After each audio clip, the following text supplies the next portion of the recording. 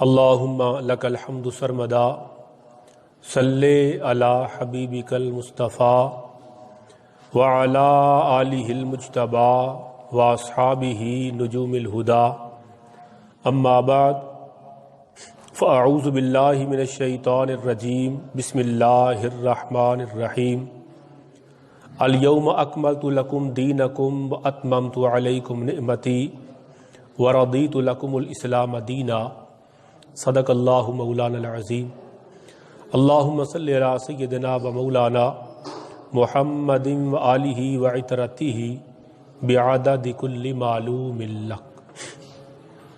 اللہ رب العزت کی حمد و ثنا تاجدار مدینہ سرور قلب و سینہ اشرف الانبیاء حضرت محمد مصطفیٰ علیہ التحیۃ والثناء و صلی اللہ تعالی علیہ وآلہ وسلم کی بارگاہ انور میں درود و سلام کے گجرے اور تحفے پیش کرنے کی سعادت حاصل کرنے کے بعد اللہ رب العزت کا شکر ہے جس کی توفیق سے ہم جمعۃ المبارک کے یوم عید یوم سعید میں اللہ کے گھر میں حاضر ہیں۔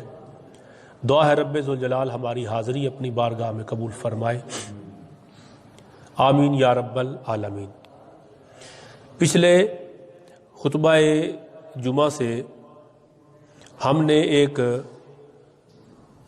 اسلامی عقیدے پر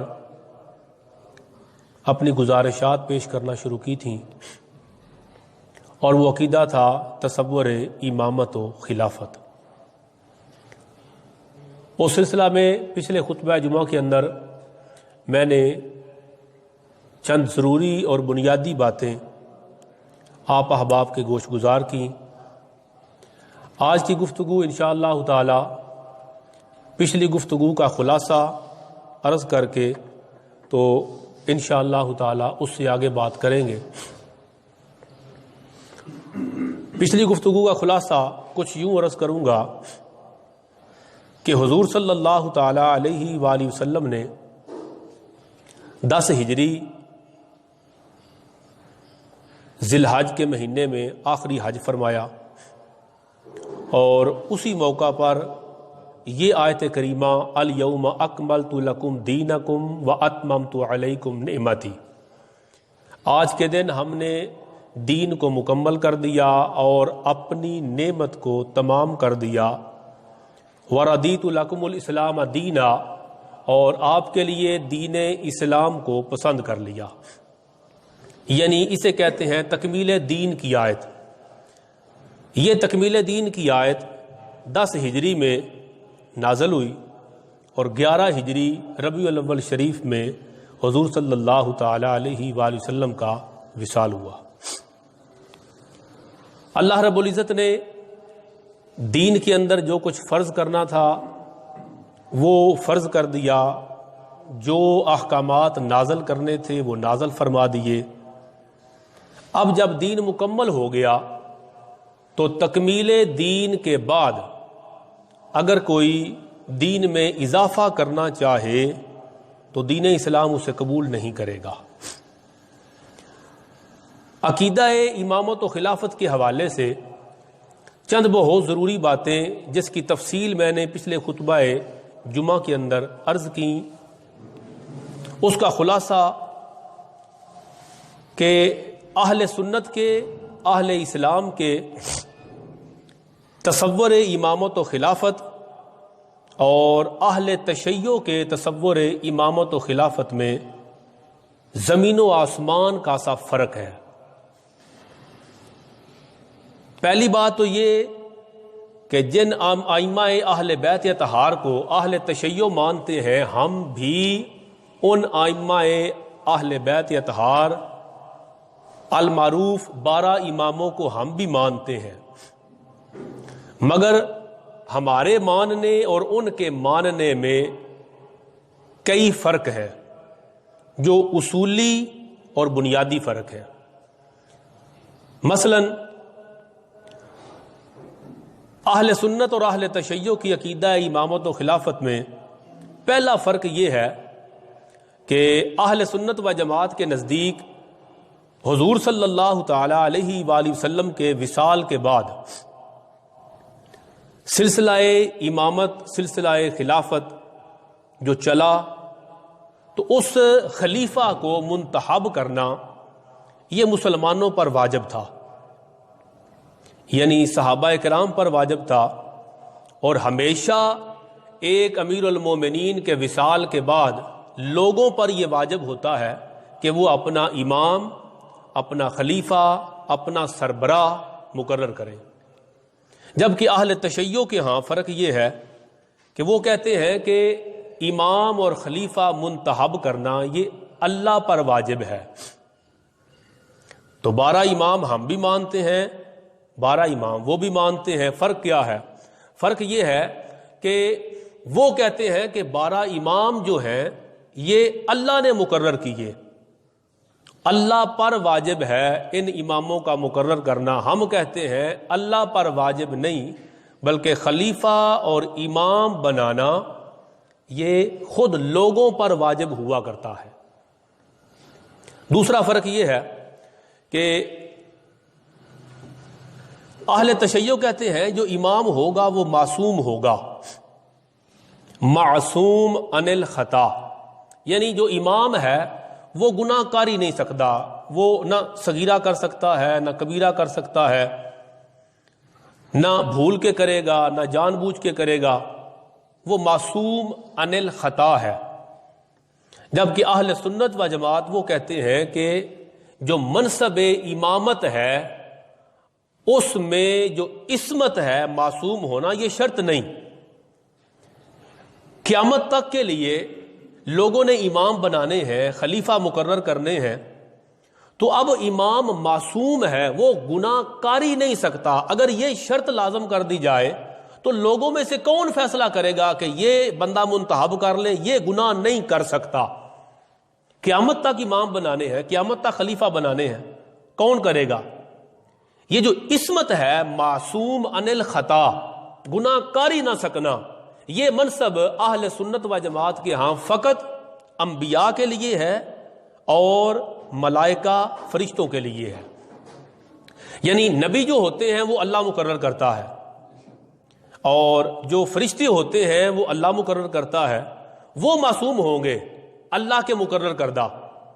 حضور علیہ الصلوۃ والسلام کے بعد اگر کوئی چاہتا کہ فرشتے اور پیدا کر لیتا تو وہ ممکن نہیں تھا۔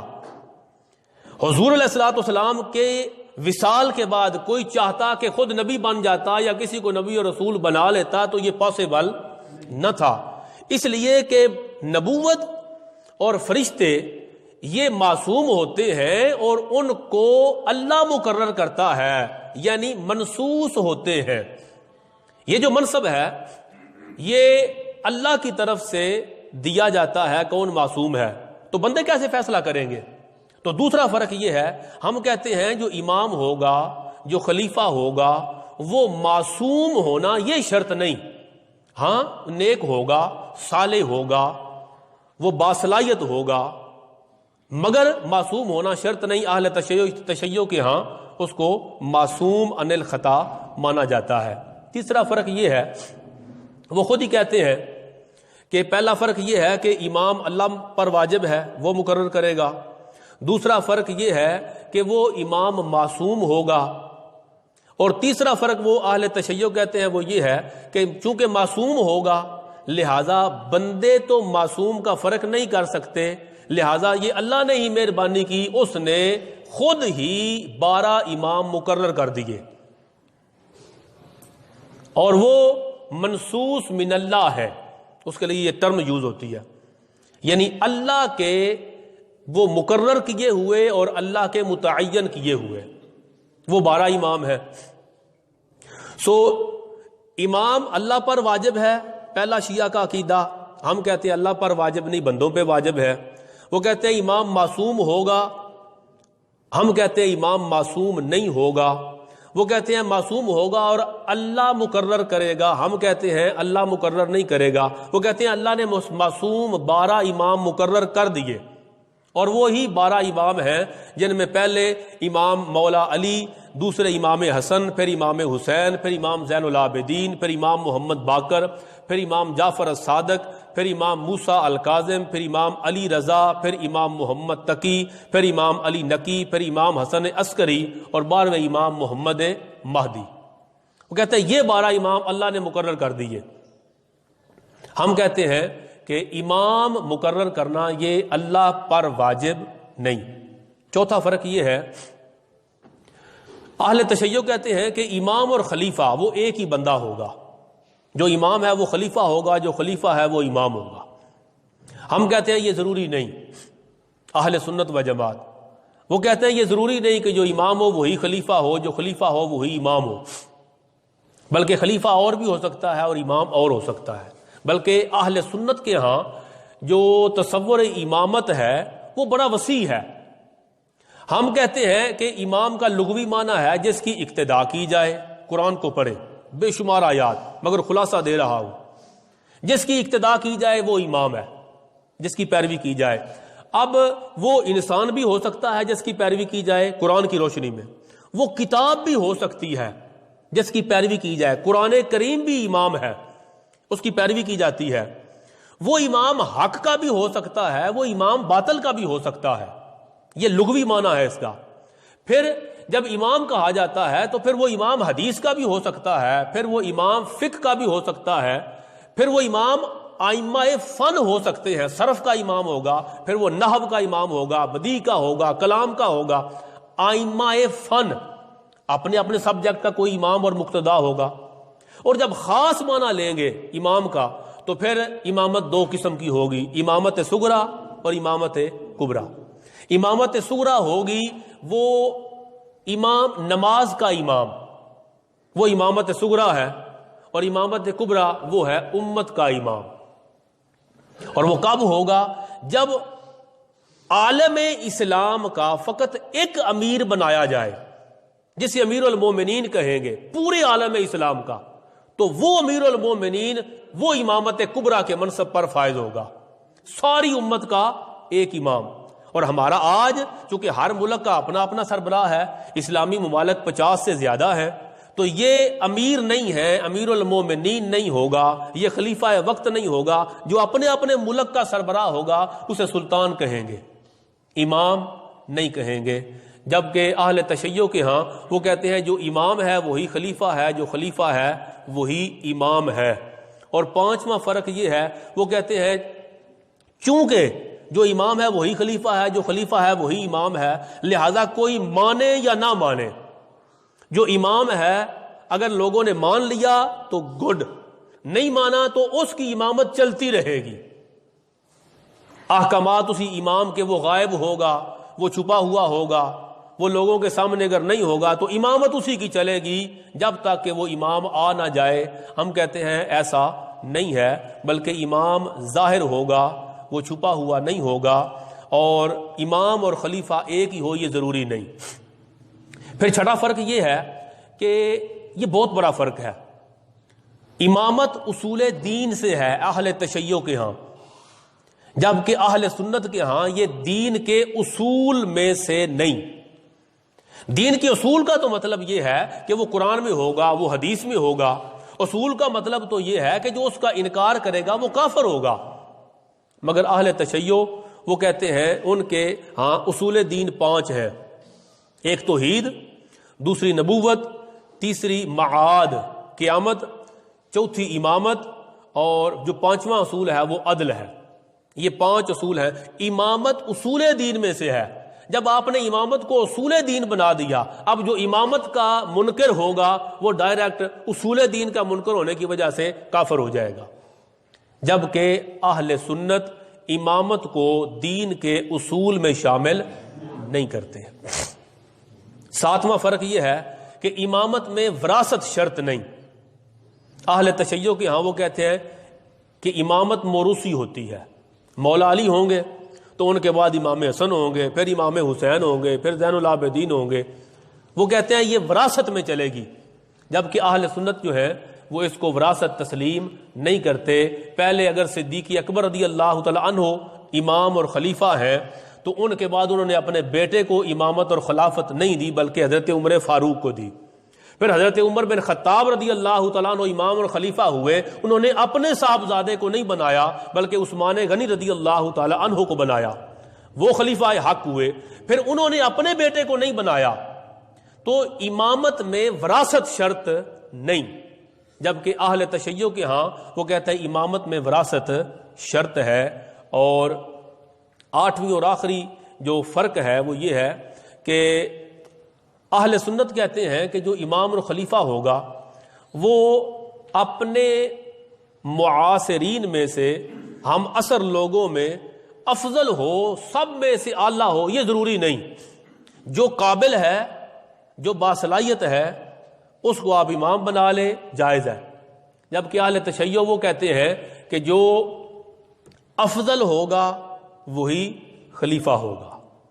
اس لیے پھر وہ زور دیتے ہیں کہ مولا علی جو ہیں وہ سارے صحابہ کرام میں افضل ہیں، کہ تاکہ افضلیت مولا علی کی آڑ میں وہ جو عقیدہ ہے اس کو سیدھا کیا جائے، کہ جب مان لیا جائے کہ مولا علی افضل ہیں تو پھر وہ اگلی بات کریں گے جو افضل ہوگا وہ امام ہوگا۔ تو چونکہ مولا علی افضل ہے لہذا وہ امام ہونے چاہیے تھے، ابو بکر، عمر اور عثمان رضی اللہ تعالی عنہم، ان کی خلافت کو پھر وہ باطل کہتے ہیں۔ تو یہ 8 فرق ہیں جو اہل سنت اور اہل تشیع کے عقیدہ امامت و خلافت میں بیان کیے پچھلے جمعۃ المبارک کو میں نے تفصیل کے ساتھ۔ اب آج کی گفتگو یہاں سے شروع کرتے ہیں کہ یہ جو عقیدہ بنا لیا گیا اہل تشیع نے، اور اس عقیدے کی بنیاد پر پھر اہل سنت کو بھی ساتھ جوڑ لیا اور ایسے لوگوں میں یہ عام کر دیا 12 امام اور 14 معصوم۔ 14 معصوم کا عقیدہ 12 ائمہ، 13ویں سیدہ فاطمہ الزہرا رضی اللہ تعالی عنہا، اور 14ویں حضرت مصطفیٰ جان رحمت صلی اللہ تعالی علیہ وآلہ وسلم۔ یہ 14 معصوم، ان 14 میں ایک تو حضور پاک تو معصوم ہے، باقی 13 معصوم نہیں۔ اور اگر کوئی اس وضاحت کو سن کے سمجھ کے پھر یہ کہتا ہے کہ میں اماموں کو معصوم مانتا ہوں، تو پھر یہ عقیدہ کفر ہوگا۔ کسی کو نہیں پتا تو پھر اس کو بتایا جائے گا، یہ کفر نہیں ہوگا، اور اگر سمجھا دیا جائے پھر وہ اگر اس پہ اٹک جائے تو پھر یہ عقیدہ کفر ہوگا۔ اب آئیے ان عقائد پر تھوڑی سی وضاحت عرض کروں، کیونکہ بہت تھوڑا وقت ہوتا ہے اور یہ بڑے تفصیلی عقائد ہیں، اور چاہیے تو یہ ان پر تفصیل سے کلام کیا جائے، مگر بہرحال اتنا ممکن نہیں ہوتا، تو میں بہت مختصر عرض کرتا ہوں۔ ایک عقیدہ کو لیں، اور وہ اہل تشیع نے اپنی ہر کتاب میں بیان کیا۔ کیا وہ کہتے ہیں؟ امام وہ ہوگا جو منصوص من اللہ ہو، امام اللہ مقرر کرے گا، اور وہ میں نے عرض کیا اللہ مقرر کرے گا، اور وہ امام معصوم ہوگا، اور اللہ نے وہ امام مقرر کر دیے، اور ان کی تعداد 12 ہے، اور جو ان 12 سے زائد یا کم امام مانے پھر یہ کفر ہے۔ تو اس طرح آرام کے ساتھ آپ جب امام بخاری کہتے ہیں، امام مسلم کہتے ہیں، اور یہ کہتے ہیں، تو پھر بندہ ان کے عقیدے کے مطابق دائرہ اسلام سے نکل جاتا ہے۔ سمجھنے والی بات یہ ہے بڑے آرام اور مزے کے ساتھ، وہ یہ کہ امام منصوص من اللہ ہوگا، امام اللہ مقرر کرے گا،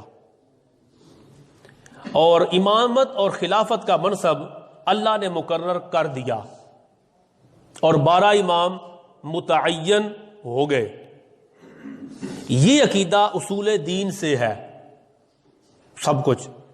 اگر یوں ہے کہ یہ دین کا اصول ہے، تو ہم تو یہ جانتے ہیں کہ جتنے دین کے اصول تھے وہ اللہ رب العزت نے قرآن پاک میں بیان کر دیے، اور مصطفیٰ جان رحمت صلی اللہ تعالی علیہ وآلہ وسلم نے اپنے فرمان میں بیان کر دیے۔ جو دین کی اصول تھے، مثلا توحید، عقیدہ توحید، وہ دین کا اصول ہے۔ تو اگر امامت اور خلافت یہ بھی دین کا اصول ہے کہ حضور پاک کے بعد کون امام ہوگا، تو جہاں 6666 آیات آئیں ان میں ایک آیت یہ بھی آ جاتی کہ مصطفیٰ پاک کے بعد جہاں آیا نبی اور رسول کوئی نہیں ہوگا، خاتم النبیین، ما کان اللہ، یہ ہے نا آیت پاک، ما کان محمد ابا احد من رجالکم ولکن رسول اللہ وخاتم النبیین۔ جب یہ آیت آ گئی کہ مصطفیٰ پاک کے بعد نبوت ختم ہو گئی، تو ساتھ یہ آیت بھی آ جاتی کہ نبوت اور رسالت ختم ہو گئی ہے مگر امامت جاری رہے گی، اور وہ امام مصطفیٰ پاک کے بعد مولا علی ہوں گے۔ کیا پرابلم تھا، اللہ کے لیے کیا مشکل تھا کہ وہ ایک آیت اور نازل فرما کر یہ عقیدہ قرآن میں بیان کر دیتا کہ مصطفیٰ پاک کے بعد امام کون ہوگا۔ سارا دین بیان کر دیا، سارا دین بیان کر دیا، اور وہ قیامت تک کے لیے جزیات تک کی رہنمائی بھی اللہ نے قرآن میں رکھی۔ عقیدہ توحید اصول دین تھا، قرآن میں بیان کیا۔ عقیدہ رسالت اصول دین تھا، ضروریات دین میں سا قرآن میں بیان کیا۔ انبیاء کرام کو ماننا یہ اصول تھا دین کا، قرآن میں بیان کیا۔ فرشتوں کو ماننا، کتابوں کو ماننا، جنت اور دوزخ کو ماننا، یہ اصول تھے دین کے۔ نمازیں کتنی ہوں، نماز، روزہ، حج، زکوٰۃ، جو فرائض ہیں، جو ضروریات ہیں، جو دین کی اصول ہے، اللہ نے سارے قرآن میں بیان کر دیے۔ پھر امامت کا عقیدہ کیوں بیان نہیں کیا؟ قرآن میں بیان ہونا چاہیے تھا اگر یہ دین کا اصول ہوتا، اور اگر اللہ نے دین کا اصول قرآن میں بیان نہیں کیا تو آگے چلے، پھر حضور صلی اللہ تعالی علیہ وآلہ وسلم اس عقیدے کو بیان کر دیتے، بسم اللہ، پھر بھی اسے قبول کیا جاتا، اور وہ دین کا اصول ہوتا، وہ ضروریات دین میں سے ہوتا، اسے قبول کرتے۔ حضور پاک کے بعد مولا علی امام ہوں گے یا 12 امام ہوں گے، اور ان 12 کے علاوہ 13واں کوئی نہیں ہوگا، یہ قرآن میں کیوں نہیں آیا؟ چلو نہیں آیا، حضور پاک نے بیان کیوں نہیں کیا؟ حضور صلی اللہ تعالی علیہ وآلہ وسلم نے، مصطفیٰ پاک نے خود مولا علی پاک کی امامت کا اعلان کیوں نہیں کیا؟ آپ کہیں گے، اور ہمیں پتہ ہے آپ کہیں گے کہ حدیث کرتاس میں ہے جی، حضور صلی اللہ علیہ وسلم نے وصال پاک سے پہلے فرمایا تھا کہ قلم دعات لے کے آؤ، میں تمہیں کچھ لکھوا دوں۔ یہ بات بڑی مزے کی ہے، سمجھیے گا۔ کہتے ہیں حضور پاک نے تو فرمایا تھا لے کے آؤ قلم دعات، میں لکھوا دوں۔ عمر فاروق رضی اللہ تعالیٰ عنہ نے عرض کیا کہ حضور آپ کی صحت ٹھیک نہیں ہے، رہنے دیں، ہو گیا دین۔ جب آیت آ گئی نا الیوم اکملت لکم دینکم، اس آیت کو عمر فاروق نے تو سن لیا تھا نا، دین تو مکمل ہو گیا تھا۔ سرکار کی صحت کی خرابی کے باعث حضرت عمر بن خطاب آپ نے کہا حضور رہنے دیں، یہ تکلیف ہوگی آپ کو لکھنے لکھوانے کی، ٹھیک ہے آرام فرمائیں۔ اس پر اہل تشیع نے کہا کہ یہ جو حضرت عمر بن خطاب نے لکھنے نہیں دیا، یہ حضور پاک حضرت علی کی امامت لکھوانا چاہتے تھے۔ یہ بات آپ کو کس نے بتائی؟ قرآن میں تو نہیں آئی، حضور صلی اللہ تعالی علیہ وآلہ وسلم نے بھی بیان نہیں فرمائی۔ لکھوانا چاہتے تھے لیکن لکھوایا نہیں۔ بڑی مزے کی بات ہے اس کے ساتھ، بھئی آپ کہتے ہیں کہ حضرت مولا علی پاک کی امامت لکھوانا چاہتے تھے کہ میرے بعد خلیفہ بلا فصل علی ہوں گے، آپ کہتے ہیں علی کی امامت لکھوانا چاہتے تھے، ہم کہتے ہیں کہ وہ حضرت صدیق اکبر کی امامت لکھوانا چاہتے تھے۔ آپ کا بھی گمان ہے، ہمارا بھی گمان ہے، آپ کا بھی سوچ ہے، ہماری بھی سوچ ہے۔ جب لکھوایا نہیں، اچھا وہ کہتے ہیں جی تو اصول ہے دین کا۔ اچھا اصول ہے دین کا، نبوت کا منصب ایسا ہے کہ کوئی قلم دوات نہ دے تو مصطفیٰ جان رحمت خاتم النبیین قیامت تک کے لیے وہ جھگڑا چھوڑ جائیں کہ تم نے لکھنے نہیں دیا میں بیان بھی نہیں کروں گا۔ لکھنے نہیں دیا تو بیان کر دیتے۔ میرے آقا نے کیا سارا دین لکھوایا؟ قرآن کریم تو بعد میں لکھا گیا، مدون ہوا، حدیثیں بعد میں محفوظ کی گئی، سرکار نے سارا دین بیان کیا، لکھوایا نہیں۔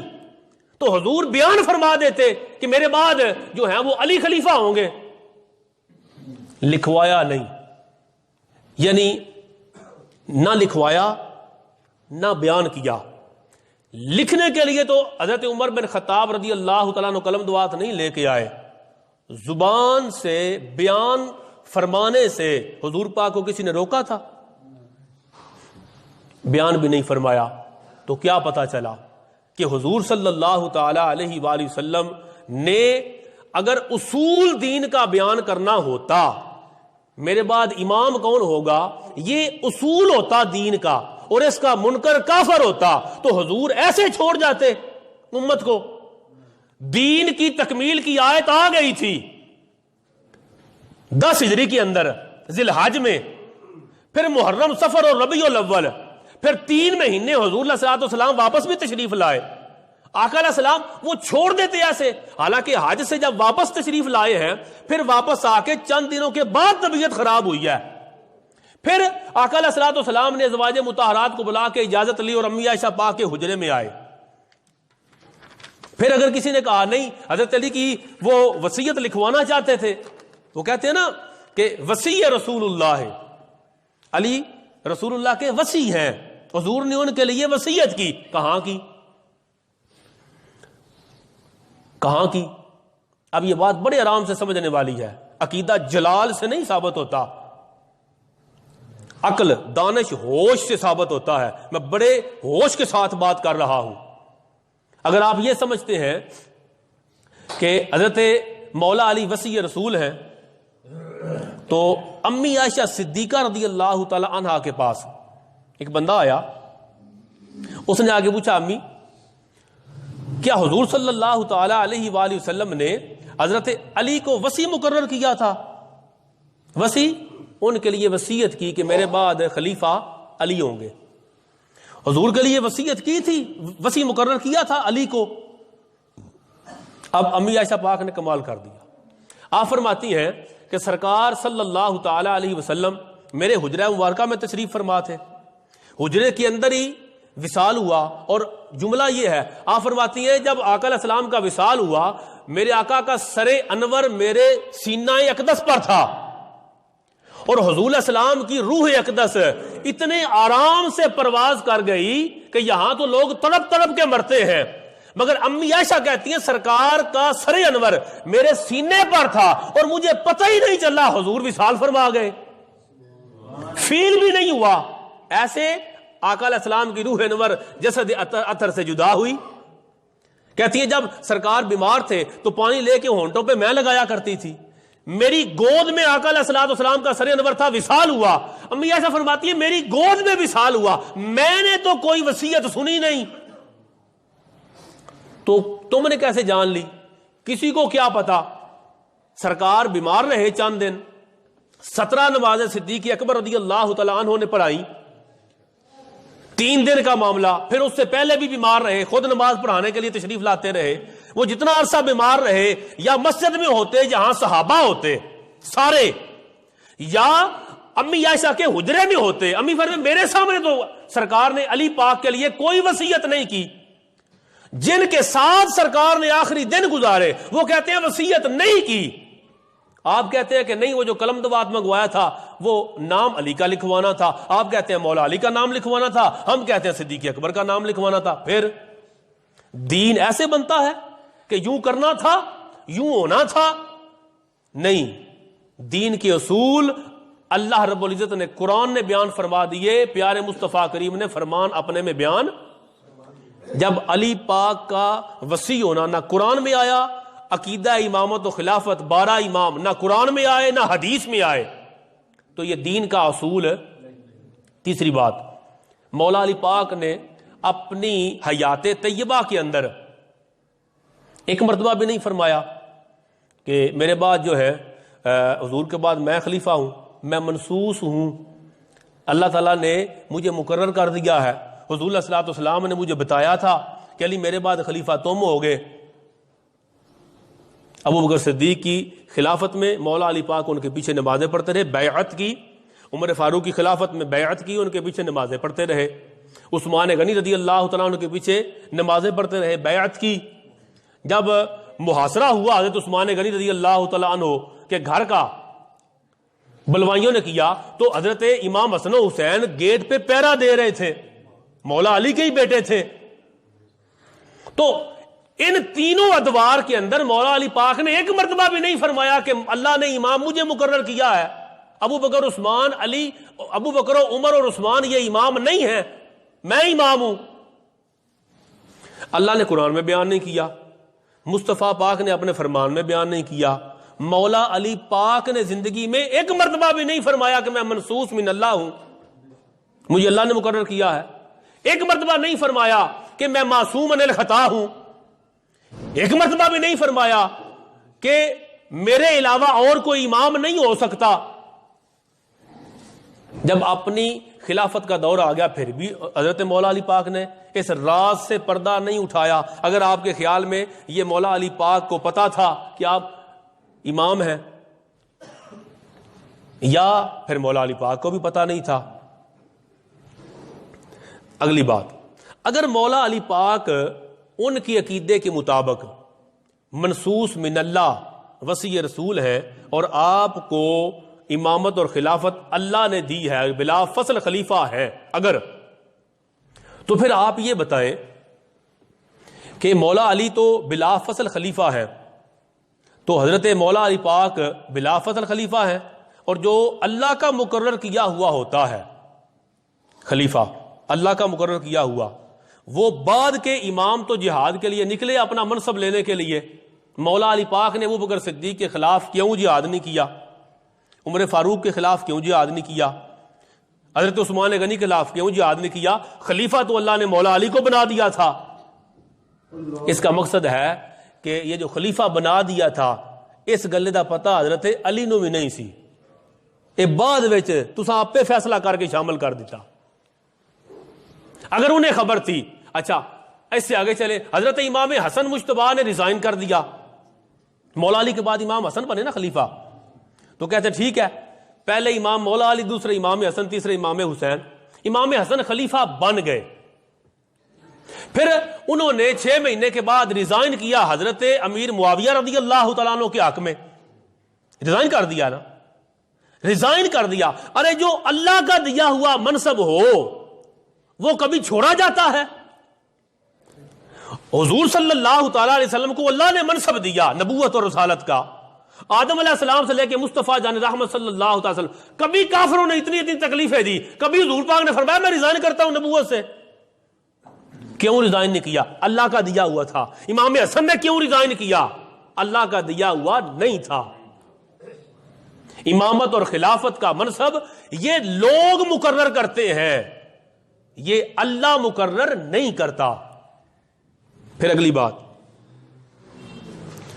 اگر ائمہ اہل بیت جنہوں نے بعد میں 25 کے قریب ائمہ اہل بیت نے وہ جہاد کے لیے نکلے اپنی امامت اور خلافت کے لیے، امام تو اللہ نے مقرر کیے تھے ان کے عقیدے کے مطابق، اور وہ 12 تھے، 13واں امام کو نہیں ہو سکتا، اور وہ معصوم تھے، اللہ کے علاوہ کوئی امام بنے تو وہ کافر ہے۔ اب آپ بتائیں کہ خاندان نبوت میں 25 کے قریب اہل بیت اطہار کے امام بزرگ ہوئے جنہوں نے اپنی امامت اور خلافت کے لیے جہاد کیا، ان 25 کو کیا کہیں گے؟ امام 12، 13واں امام کوئی نہیں، 12 امام اللہ نے مقرر کیے، تو پھر آپ بتائیں، بہت لمبی لسٹ، آپ بتائیں کہ حضرت زید بن علی، حضرت زید بن علی، یہ انہوں نے پہلی مرتبہ اپنی امامت و خلافت کے لیے آپ باہر نکلے، امام زین العابدین کے صاحبزادے، امام زین العابدین کے صاحبزادے حضرت امام زید بن علی اپنی امامت و خلافت کے لیے جہاد کیا، حالانکہ امام زین العابدین بھی موجود تھے، امام محمد باقر بھی موجود تھے، تو امام تو وہ تھے نا، یہ اپنی امامت و خلافت کے لیے کیوں نکلے؟ انہیں کوئی نہیں پتا تھا کہ امام زین العابدین امام ہے اور ان کے بعد امام محمد باقر امام ہے، میں نہ نکلا، سکے بھرا نے۔ تاریخ کی حقائق ہیں، آپ آنکھیں بند نہیں کر سکتے۔ یا پھر آپ امام محمد باقر کے بھائی امام زین العابدین کے بیٹے زید بن علی کو کافر کہیں گے کہ انہوں نے امامت اور خلافت کے لیے وہ جہاد کے لیے نکلے، اپنی امامت اور خلافت کے لیے نکلے، یا انہیں بھی کوئی نہیں پتا تھا؟ یہ بعد میں فیصلہ جو آپ نے کیا، آپ نے فیصلہ کیا بعد میں بیٹھ کے، اسی لیے 100 فرقے بنے. وہ پوری تفصیل میرے پاس ہے، وقت بڑا تھوڑا ہے، میں تیزی کے ساتھ عرض کر رہا ہوں. میری کوشش ہوتی ہے بات آرام سے ہو لیکن جو ہو سمجھ آ جائے، اس لیے پھر لمبی ہو جاتی ہے. دوسرے امام تیزی کے ساتھ کر لیں. پھر امام نکلے یحییٰ بن زید بن علی زین العابدین، یہ بھی ائمہ اہل بیت میں سے ہیں. انہوں نے امامت اور خلافت کے لیے کیا، جہاد کیا، پھر شہید ہوئے. انہیں بھی نہیں پتا تھا کہ امام میں نہیں ہوں، امام باقر امام ہے، امام جعفر صادق امام ہے، امام زین العابدین امام ہے. گھر میں بھی خبر نہیں تھی، مولا علی پاک کو بھی پتا نہیں تھا میں امام ہوں، امام حسن پاک کو بھی پتا نہیں تھا میں 12 اماموں میں سے دوجا امام میں ہوں، میں نے ریزائن نہیں کرنا. امام حسین کو بھی علم نہیں تھا میں امام ہوں. اگر امام حسین اعلان کرتے کہ میں امام ہوں تو 72 ساتھ جاتے یا سارے صحابہ ساتھ جاتے. پتا تھا کہ جو منصب ہے یہ منصوص نہیں، اللہ کا مقرر کیا ہوا نہیں، لوگ جس کو چاہے اپنا امام بنا لے. یہی سنیوں کا عقیدہ ہے، یہی اسلام کا عقیدہ ہے، یہی حق عقیدہ ہے. ورنہ ان 25 اماموں کا آپ کیا کہیں گے؟ اب آگے آئیں، یہ آپ نام سنتے جائیں. امام حسن المثنی، ان کے پوتے ہیں امام محمد بن عبداللہ بن الحسن المثنی بن امام حسن. امام حسن امام حسین کے بڑے بھائی، امام حسن کے بیٹے ہیں حسن المثنی. امام حسن المثنی کے ایک پوتے نکلے جہاد کے لیے، اپنی امامت و خلافت کے لیے، شہید ہوئے. امام حسن المثنی کے دوسرے پوتے نکلے حضرت ادریس بن عبداللہ بن حسن المثنی، وہ بھی شہید ہوئے. پھر تیسرے پوتے نکلے امام ابراہیم بن عبداللہ بن حسن المثنی. پھر آپ چوتھے پوتے نکلے امام حسین بن علی بن حسن المثنی. پھر پانچویں نکلے یحییٰ بن عبداللہ بن حسن المثنی. امام حسن کے حسن المثنی کے 5 پوتے امامت اور خلافت کے لیے نکلے. امام حسن کے پوتوں کو بھی پتا نہیں تھا کہ یہ خلافت جو ہے وہ امام حسین دی اولاد میں ٹر گئی ہے. یہ فیصلہ کس نے کیا؟ پھر جو 12 امام بنائے وہ 12 کے 12 یعنی امام علی، امام حسن، امام حسین، 3 چھوڑ کے 9 کے 9 امام، پچھلے جمعہ کو میں نے عرض کیا تھا 9 کے 9 امام وہ امام حسین کی اولاد میں کر دیے. امام حسن کی اولاد میں سے کوئی امام نہیں مقرر کیا. اگر اللہ کرتا تو یوں کرتا، یا حسن حسین کو 6 امام دے دیتا ان کی اولاد کو، مگر آپ نے کیا، اس لیے آپ نے سارے امام حسین کی اولاد میں دے دیے اپنی مرضی سے، اور امام حسن پاک کی اولاد کو کوئی امام نہیں دیا. وجہ آپ نہیں بتائیں گے، پچھلے جمعہ کو میں نے عرض کیا تھا وہ ہم بتائیں گے. اس لیے کہ امام حسن نے رضی اللہ تعالیٰ عنہ حضرت امیر معاویہ سے صلح کر لی تھی، اس لیے، اور امام حسن نے صلح اس لیے کی تھی کہ یہ منصب اللہ کا مقرر کیا ہوا نہیں ہے. لوگوں نے بیعت کی، امام حسن پاک نے سمجھا کہ یہاں صلح کر لیں گے تو قتل و غارت گری کم ہو جائے گی. حضور پاک نے فرمایا تھا میرا حسن بیٹا سردار ہے، اس کی وجہ سے 2 مسلمانوں کے فریقوں میں صلح ہوگی. تو انہوں نے، حضرت امام حسن نے صلح کی حضرت امیر معاویہ کے ساتھ، انہیں کافر نہیں کہا. تو چونکہ انہوں نے صلح کی تھی حضرت امیر معاویہ کے ساتھ، اس لیے انہوں نے فیصلہ کیا حسن کی اولاد کو کوئی امام نہیں دینا. حالانکہ میں نے عرض کیا تھا کہ صلح حضرت امام حسن نے کی تھی، سب سے پہلے امام حسن کی خلافت ختم کرتے، ان کی امامت ختم کرتے. امام حسن کو خلیفہ اور امام مان لیا جنہوں نے صلح کی، ان کے بیٹوں میں سے کسی کو امامت نہیں دی. کیوں؟ یہ اللہ کا فیصلہ نہیں تھا، یہ آپ کا اپنا مقرر کیا ہوا، اپنا بنایا ہوا فیصلہ تھا. اس لیے پھر یہ امام محمد بن جعفر بن یحییٰ نکلے، محمد بن ابراہیم نکلے، اور 25 کے قریب امام نکلے اہل بیت کے، جنہوں نے اپنی امامت اور خلافت کے لیے کوششیں کی، جہاد کیا، شہید ہوئے. اگر انہیں پتا ہوتا کہ امام تو 12 ہیں تو یہ 25 کیوں شہید ہوتے؟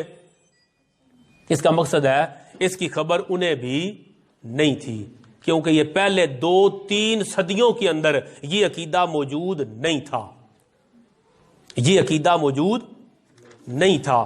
تو پھر عقیدہ کیا تھا؟ عقیدہ یہ تھا کہ منصب امامت و خلافت، منصب امامت و خلافت یہ نہ تو منصوص من اللہ ہوتا ہے، نہ امامت کے لیے معصوم ہونا شرط ہے، نہ امام فقط 12 ہوتے ہیں، نہ امام اور خلیفہ یہ لازم و ملزوم ہوتا ہے، نہ امامت اصول دین میں سے ہے، نہ امام کے لیے اپنے جملہ معاصرین میں سے افضل ہونا شرط ہے، نہ اگلی بات عقیدہ ان کا یہ ہے، یہ اینڈ پہ مرض کرنا چاہتا تھا تاکہ سارے نے کرنا چو گزر جائے. وہ کہتے ہیں امامت کا منصب یہ نبوت اور رسالت سے افضل ہے. جس امامت کا ذکر قرآن میں بھی نہیں ہے کہ میرے بعد امام کون ہوگا، حضور پاک نے خود بھی بیان نہیں فرمایا، حدیث میں بھی نہیں ہے، وہ امامت کا منصب وہ کہتے ہیں افضل ہے نبوت اور رسالت سے. کیوں؟ وہ کہتے ہیں نبوت کا معنی ہے اللہ کی وحی کو حاصل کرنا، شیعہ کا عقیدہ، اور رسالت کا معنی ہے وحی الہی کی تبلیغ کرنا اور اللہ کے احکام کو بندوں تک پہنچانا. نبوت وحی لینا اور رسالت وحی پہنچانا.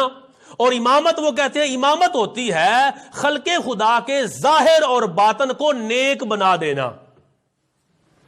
نبوت اور رسالت وہ فقط پیغام پہنچانا، کوئی مننے یا نہ مننے، مگر امامت وہ ہے دوسرے کو، اس کے لیے ٹرم یوز کرتے ہیں، وہ کہتے ہیں ایصال بہل مطلوب، یعنی مقصد تک پہنچا دینا، وہ امامت ہے. وہ کہتے ہیں چونکہ امامت وہ مقصد تک پہنچا دیتی ہے اور نبوت اور رسالت فقط اللہ کا پیغام پہنچاتی ہے، لہذا امامت نبوت اور رسالت سے بڑی ہے. آپ یوٹیوب پہ چلے جائیں، علامہ شہنشاہ حسین نقوی کا خطاب نکالے، بول ٹی وی کے اوپر جو رمضان شریف میں پروگرام آیا، وہاں پر ایک علامہ صاحب سے پوچھا انہوں نے برملا کہا، برملا. انہوں نے کہا جی بالکل ہمارا عقیدہ ہے کہ حضرت علی رضی اللہ تعالیٰ عنہ سارے نبیوں سے افضل ہے. استغفر اللہ العیاذ باللہ، نقل کفر نہ باشد، یہ قرآن کے خلاف عقیدہ ہے. پھر آگے وضاحت کرتے ہیں، وہ کہتے ہیں جو متقدمین شیعہ علماء تھے نا، وہ کہتے تھے اولو العزم پیغمبروں کے سوا باقی نبیوں سے حضرت علی افضل ہے. جو 5 پیغمبر ہیں نا، حضرت نوح علیہ السلام، ابراہیم علیہ السلام، عیسیٰ علیہ السلام، موسیٰ علیہ السلام، مصطفیٰ پاک، 5 نبیوں سے افضل نہیں، باقی سارے نبیوں سے علی افضل ہے. پھر کہا کہ جو متاخرین شیعہ علماء ہیں انہیں بھی ٹینشن مکائی ہے. آخری جو شیعہ ابھی قریب کے ہوئے، وہ کہتے ہیں مولا علی پاک سارے نبیوں اور رسولوں سے، اولو العزم پیغمبر جو 5 ہیں ان سمیت علی سب سے افضل ہے، کیونکہ وہ امام ہے. حالانکہ ان کی امامت کا ذکر نہ قرآن میں ہے نہ پیارے مصطفیٰ پاک کے فرمان میں ہے. اگر وہ امام تھے تو پھر وہ جہاد کے لیے کیوں نہیں نکلے؟ امام حسین تو نکلے. اگر وہ امام ہے مولا علی پاک، تو آپ نے زندگی میں ایک مرتبہ بھی اپنے خطبات میں یہ ارشاد نہیں فرمایا کہ میں امام ہوں. عقیدہ کیا ہے؟